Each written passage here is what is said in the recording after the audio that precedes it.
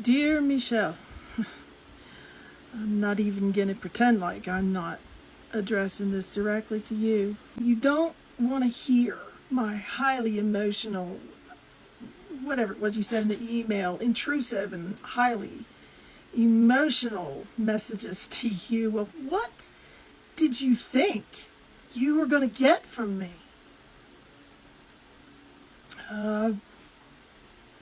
First of all, there's the personal component, but if you'll notice, when this was just personal, when it was just a personal issue and you were only hurting me on a personal level, there wasn't anything really on social media about you. Or you thought there was. You were butthurt about a few anonymous posts that really, had you not squawked, could never have been traced back to you. But see, it's when it escalated from you just trying to hurt me on a personal level to you trying to actually sabotage things in order to destroy my life, and willing to do this even at the cost of everything you ever had to your name. You know, your entrance into the world as a man, as a grown man with assets and business holdings, you were willing to throw all of that away just to be sure you hurt me. That's when we get dicey on social media, because the SRL is a public, it's a corporation, and you rode off into the sunset, claiming everything was a failure and you'd lost everything. But see, you didn't give it enough time, and that's what I couldn't make you understand. Usually, it takes, according to everything that you study and read, or could study and read online or anywhere, I guess. Take it, business classes, courses, whatever, we'll tell you flat out that, 5 years is about the average time before a company will come out of the red and move into the black where anybody's taking a profit. And you only gave this, 3 years. 3 years before you bailed and pronounced everything a failure and went running away to France. But now what's happening is that, Michelle, I don't know, you used to have a mind. You and I would talk about business and strategy, and you brought some really interesting concepts to the table. And this was one of the things I liked about you, is that you could hold your own with me in a conversation when it came about stuff, real life stuff out in the world, and you'd never really been given an opportunity to make anything of yourself. Not really. So I say, come on, let's go do some things. And so we enter into some business deals, and you, halfway through basically the whole process, 3 years, a little more than halfway through, you lose your mind. And I have to wonder, how long have you been talking to these people over there in Uzel? How long has Stella been? All those times I thought you were in here playing video games. Were you in here courting disaster in multiple senses of the word? This androgynous thing that sent me a photo looking like a scarecrow or a substance abuser, apparently there's some romantic entanglement with that one, or at least, that's what the behavior seems like online, which is gross. You should know that's absolutely gross, and I'm biased, but it's still gross. Everybody looked at that and said, oh my God. That one's not bright, honey. And for me, it's always seemed this way, even when your mother landed in that nest of mess over there, it's almost like one of those horror movies that you watch where somebody moves into a neighborhood that's full of vampires.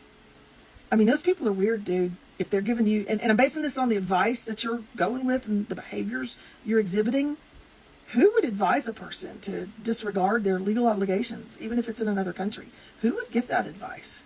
And who would advise a man to antagonize people who are trying to return his investment? The fact that anybody even offered to let you stay on after you rejected the payoff to go away, and they were even willing to let you stay on. Let's get this acre signed over, and who was giving you that advice? You need to look hard at that, because your ho coming on to social media is what brought this war to social media.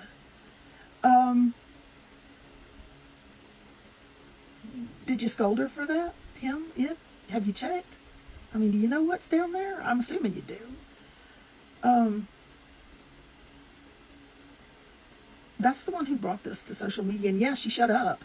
I'm going to go with she, because that's what the claim is.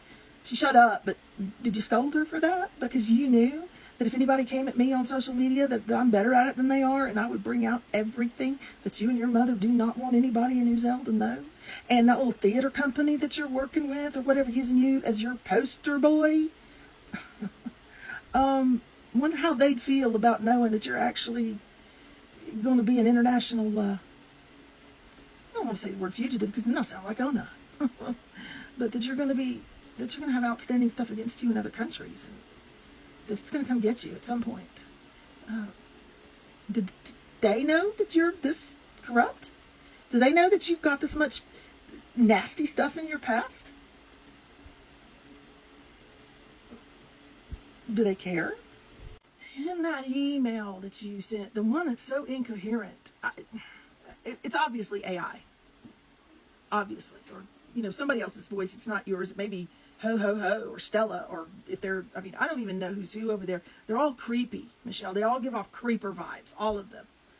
And I'm not the only one who sees it. It's like everybody who saw that exchange, no normal person thought that was, everybody was like, ooh. So I'm not alone, and they're not all Americans, dear one. It's not just Americans. You can't blame Americans for it. There were people from Australia, Canada, all kinds of places. I forget just now, but there are people from all over the world who were all getting the same ick vibe from that. And that's nasty. And just to think that that's what's saturating your mind, it's like no wonder your brain is mush, because something bad is going wrong over there, and those people are not helping you. They're not really intelligent, for one thing, and they're manipulating you for another thing, or trying to. I'm not sure they're smart enough to completely do what they want, what they want to do, because I don't think it's you. I don't think you and your mother are all that special. I think that's just the MO. I just think that's what those people do.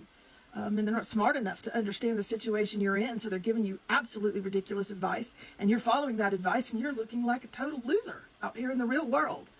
And I'm embarrassed for you. I really am, and I'm embarrassed for me for having my name associated to somebody that's engaged in this much goofy, illegal, unethical stuff, and you're accusing everybody else of being frauds and scammers, and you're the worst one. But like I said in another video, I know that's how you were raised. You grew up in it, so you don't know anything different, and anything else feels foreign to you, so it feels odd and alien. Anything with integrity just doesn't set right with you, does it? You don't recognize that when you see it. But we get back to you're accusing me of living off charity and drama. You came at me not even just on a personal level, but you came after mine. You have deliberately sabotaged the SRL we share, deliberately, and I think you're going to ruin my life. And you accuse me of living off charity, and you don't even understand what a 501c3 is. The rest of us out here in real world land understand that a nonprofit 501c3 is legally entitled to receive donations, not for just existing, but because of the work said entity, 501c3 entity, does. And if anybody ought to know the amount of work that goes into running a nonprofit animal sanctuary, it should be you, because you were the one who objected to the work so strenuously. I'm out there with my disabled self, half crippled self, trying to keep things together. Can't get you to wash a dish or sweep a floor or get out of the bed. You're piled up in it all day, and you want to live that life of luxury. Never understanding that the work that I'm doing is work. It's work. That's why people donate. That's why people give, is because I'm actually doing a job that you were too much of a to do. It was too physically strenuous. It was too mentally challenging. It was too this, too that. You didn't want any part of that work that now you disregard and say, I'm just living off charity and not doing the work. First of all, you should have exercised more common sense when it came to this SRL that controls the property I'm sitting on. You should have used your brain and not listened to this new piece of tail you got, or whatever she is. It's gross, Michelle. You shouldn't have listened. You should have had more sense than that. But second of all, then you can't keep that ho ho ho under control. And she slips around and comes on to TikTok and thinks she's going to take me on?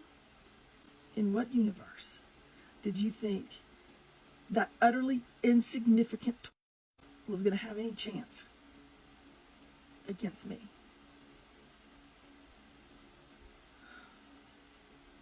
Ciao.